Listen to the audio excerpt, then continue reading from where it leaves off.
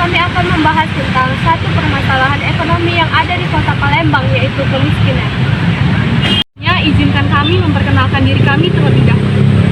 Pose with the fans. Pose with the pose with the pose with the pose pose with the fans. Pose with the pose with the pose pose pose with the fans. Pose with the fans. Pose with the fans. Pose with the. Video kali ini bertujuan untuk memenuhi ujian akhir semester mata kuliah Pendidikan Ilmu Pengetahuan Sosial dengan dosen pengampu Bapak Dr. Iswan Jainuddin SPD MPD dan Ibu Dian Eka Amrina SPD MPD. Wajah Kota Palembang sebagai kota metropolis tercoreng dengan data yang dikeluarkan Pemkot Palembang. Kota ini masih memiliki puluhan ribu warga dengan penghasilan Rp10.000 sehari. Bisa dibayangkan dengan biaya hidup seperti saat ini, dan harga beras yang mencapai di atas Rp10.000 per kilogram, masih ada warga yang berpenghasilan hanya Rp10.000 sehari.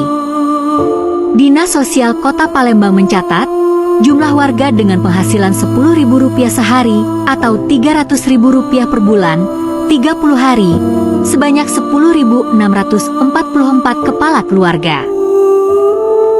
Jadi kalau diasumsikan satu keluarga terdiri 4 orang, bapak, ibu, dan 2 anak, maka Rp10.000 itu dibagi 4, menjadi Rp2.500 per orang per hari. Kondisi ini membuat Palembang menyandang status kemiskinan ekstrim. Sekretaris Daerah, Sekda, Palembang, Aprizal Hashim menyebutkan, mayoritas masyarakat berpenghasilan rendah dengan kategori miskin ekstrim berada di kawasan seberang Ulu Palembang, khususnya di Kertapati. Juga masyarakat yang bermukim sekitar Gandus, Palembang. Kemiskinan adalah kondisi di mana seseorang atau sekelompok tidak memiliki cukup sumber daya, seperti pendapatan, akses pendidikan, atau layanan kesehatan untuk memenuhi kebutuhan dasar hidup mereka. Kemiskinan seringkali dikaitkan dengan keterbatasan peluang ekonomi dan ketimpangan sosial. Jadi, di video kali ini kami akan menanyakan beberapa pendapat orang sekitar tentang ketingginya angka kemiskinan yang ada di Palembang. Permisi Kak, boleh minta waktunya sebentar? Boleh perkenalkan diri terlebih dahulu Kak? Perkenalkan, saya Lutfi. Baik, sekarang saya bersama Kakak Lutfi. Jadi di sini saya mau nanya nih Kak, menurut Kakak Lutfi apa sih kemiskinan itu? Kemiskinan itu suatu kondisi yang dimana uang tuh tidak bisa memenuhi kebutuhan hidupnya baik secara primer, sekunder, sama tersier. Oke, jadi menurut Kakak itu ya Kak. Jadi menurut pendapat Kakak, penyebab terjadinya kemiskinan itu karena apa Kak? Mungkin karena ada faktor keturunan dengan adanya malas kan, sikap malas atau ada keterbatasan pendidikan, mungkin itu. Oke, jadi menurut Kakak nih Kak, solusi agar tidak terjadinya kemiskinan secara berlarut-larut itu apa Kak? Mungkin bisa diadakan lembaga yang dimana lembaga tuh berantas kemiskinan yang ada di Indonesia, kayak buat tempat les gratis buat wong miskin apa cak mana itulah kayak. Oke, terima kasih Kakak Lutfi. Permisi Kak, boleh minta waktunya sebentar nggak? Ya, boleh. Baik, di sini saya mau tanya, nama perkenalan dulu Kak. Nama Kakak siapa sih Kak? Nama saya Putri Yulia Citra. Nah, saya duduk aja Kak biar enak. Nah, di sini saya mau wawancara nih Kak. Menurut Kakak apa sih itu kemiskinan? Menurut saya kemiskinan itu dimana keadaan seorang itu tidak bisa memenuhi kebutuhannya, baik itu makanan, pendidikan, tempat tinggal, pakaian, dan kesehatannya. Nah, itu kemiskinan Kak, pengertian kemiskinan. Saya juga mau tanya nih Kak, penyebab kemiskinan itu apa sih Kak? Banyak faktor yang menjadi penyebab kemiskinan itu. Yang pertama itu pasti pendidikannya itu rendah. Nah, kurangnya akses atau kualitas pendidikan ini menyebabkan rendahnya sumber daya manusia. Selanjutnya itu banyaknya pengangguran, tidak adanya lapangan pekerjaan yang disediakan oleh pemerintah. Selanjutnya itu korupsi ya. Banyak sekali pejabat-pejabat atau petinggi negara yang seringkali melakukan korupsi tanpa memikirkan rakyat-rakyatnya. Oke Kak, makasih. Nah terus kemiskinan kan ada penyebab, pengertian. Nah solusinya nih gimana nih untuk mengurangi kemiskinan ini? Jadi dalam bidang pendidikan, pemerintah itu bisa meratakan pendidikan itu di segala aspek ya. Ada yang di pelosok-pelosok desa itu mungkin diratakan pendidikannya agar tidak ada lagi ketimpangan sosial antara penduduk yang rendah dengan yang tinggi. Kemudian pemerintah juga bisa menciptakan lapangan pekerjaan yang lebih banyak lagi. Oke, terima kasih banyak ya Kak. Permisi Kak, boleh minta waktunya sebentar? Siapa nama kakak sebelumnya? Harlin Septia Saputri. Menurut Kak Erlin, apa sih Kak kemiskinan itu? Menurut aku untuk kemiskinan itu di saat suatu keluarga atau seseorang tidak mampu buat memenuhi kebutuhan dasar kayak mau beli makan, pakaian ataupun kayak pendidikan gitu sih. Terus solusinya menurut kakak apa aja? Kalau dari untuk pemerintahan mungkin bisa memperluas lapangan pekerjaan ya, terus meningkatkan untuk pendidikan gitu untuk yang lainnya. Terima kasih banyak ya Kak.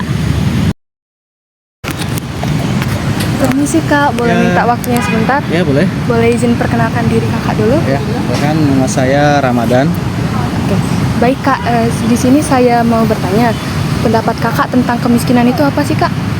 Kalau tentang kemiskinan sih itu salah satu efek dari itu ya, pemerintah ya, di mana juga kemiskinan itu merupakan kurangan masyarakat dalam memenuhi kebutuhan sehari-harinya. Oke, menurut kakak penyebab dari kemiskinan itu apa sih Kak? Mungkin penyebab kemiskinan itu ada faktor dari masyarakat itu sendiri, ada juga dari dampak pemerintah yang tidak mampu dalam memberikan kesejahteraan bagi rakyatnya. Solusi dari kakak mungkin ada pendapat gimana supaya kemiskinan itu tidak terulang kembali? Kalau solusi dari pribadi sih mungkin dari pemerintahnya mungkin ya, kalau bisa lebih aktif dalam memberikan bantuan-bantuan kepada masyarakat. Ditambahkan zaman sekarang ini susahnya dapat pekerjaan dan sebagainya gitu. Baik, terima kasih Kak. Ya. Dari hasil wawancara tersebut dapat kita simpulkan bahwa penyebab kemiskinan yang pertama yaitu karena kurangnya akses pendidikan yang memadai, seperti contoh daerah perkotaan dan daerah pedesaan itu kualitas pendidikannya sangat berbeda jauh. Dan yang kedua, banyaknya pengangguran yang tidak memiliki keterampilan. Terus yang ketiga, terjadinya ketimpangan sumber daya serta kurangnya atau ketidakadilan bagi rakyat kecil. Dampak kemiskinan. Kemiskinan memiliki berbagai dampak, baik bagi individu maupun masyarakat. Seperti yang pertama, dampak kemiskinan dari segi ekonomi bisa menurunkan produktivitas dan melambatnya pertumbuhan ekonomi.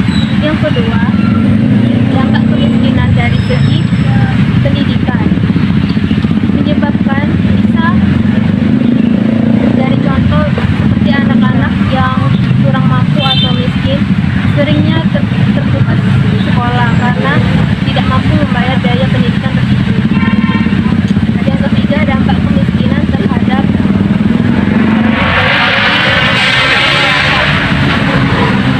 bisa menyebabkan gizi buruk meningkat, pelayanan yang kurang baik terhadap masyarakat kurang mampu atau miskin, dan angka kematian yang lebih meningkat.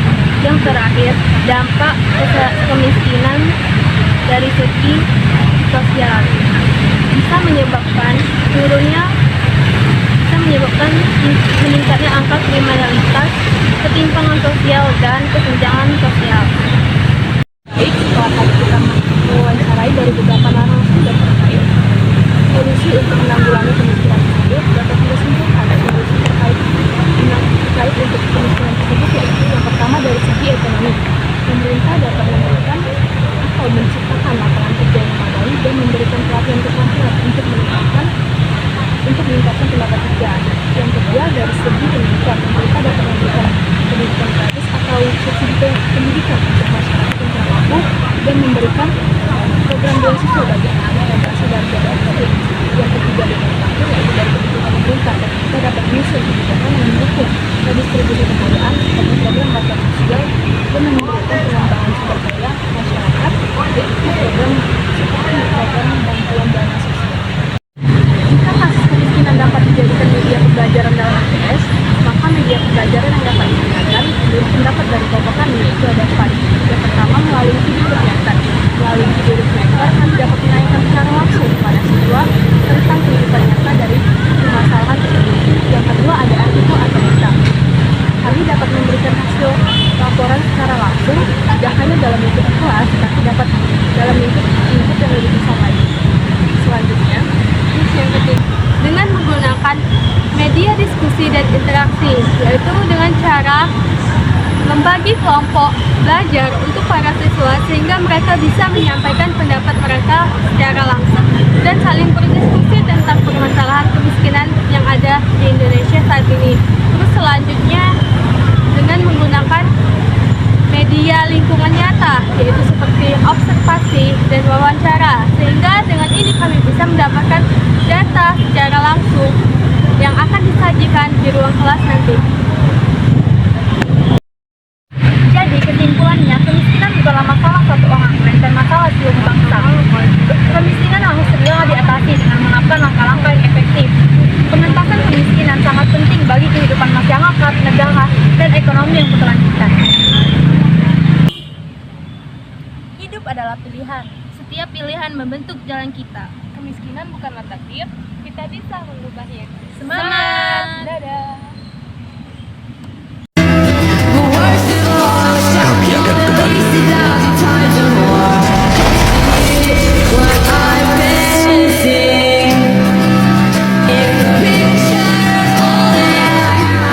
Perjalanan kita selesai. Ayo kita pergi.